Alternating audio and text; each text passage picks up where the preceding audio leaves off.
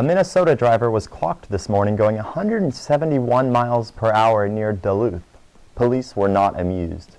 Living in a dorm may not actually be that bad. For Bobcat Update, I'm John Willms. Our top story today is the terrorist attack in Belgium. Thanks for joining us. Sessom Drive can be a pretty dangerous place to drive on. If at all possible, you can use University to go around the campus, but if not, stay safe on Sessom. At least 30 people are dead and 230 were injured in Belgium after explosions at the Brussels airport and a subway station. According to Belgian authorities, 2 suicide bombers died in the airport explosions. Sessom Drive can be quite dangerous. Sessom stretches for just over a mile, linking Academy Street and University Drive. A driver going downhill on Sessom picks up speed. There's always somebody on their phone just tearing through here, coming up the hill. I've seen a couple people just eat dirt on their bikes, trying to stop in time for cars and all that. The street's curves make it difficult for drivers to stay in their lanes. He crossed into my lane and I swerved to avoid him, and he took out the back end of my car and totaled my car. Often, large trams crowd the lanes and the 30-mile-an-hour speed limit is ignored. So, it's no surprise that mishaps occur on the street. Some students say they hope improvements will be made. Better things we could do is just widen it. Yeah. Like having enough room for everybody coming around here, and they could see the pedestrians like coming down the sidewalk or even going across, because I can't tell you how many times I've heard tires screech. Well, there you have it. From narrow lanes to racing cars to pedestrians almost getting hit, Sessom Drive can be a pretty dangerous place to drive on. If at all possible, you can use University to go around the campus, but if not, stay safe on Sessom. From Bobcat Update, I'm John Willms. The cherry trees in Washington, D.C. are blooming again. The blossoms are expected to reach peak bloom today. The peak bloom date is when 70% of the blossoms on the trees are open. The National Park Service says the blossoms will hold this peak bloom for up to 10 days. Luckily, this year the peak is at the same time as the National Cherry Blossom Festival, which runs through April 17th.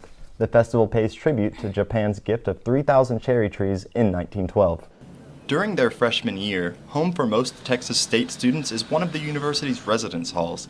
While there, students get into the groove of how college life works. I'm a night owl, so I really like to study on campus at night. And if you lived off campus, you wouldn't be able to go to the library at the weird hours that I like to study. A lot of residents who live in dorms often plan to move off campus at the end of their first year. I am going to be living with one of my closest friends, so that's going to be a plus and a negative. But living on campus has some perks, such as proximity to class, dining halls, and not having to deal with the buses.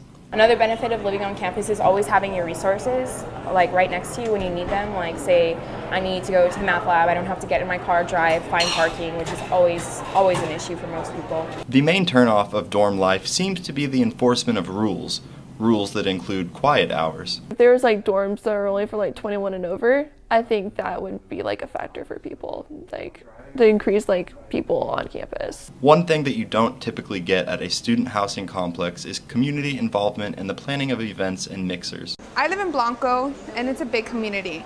Our land outside, it's a big front yard, so we're always outside. We always have events going on.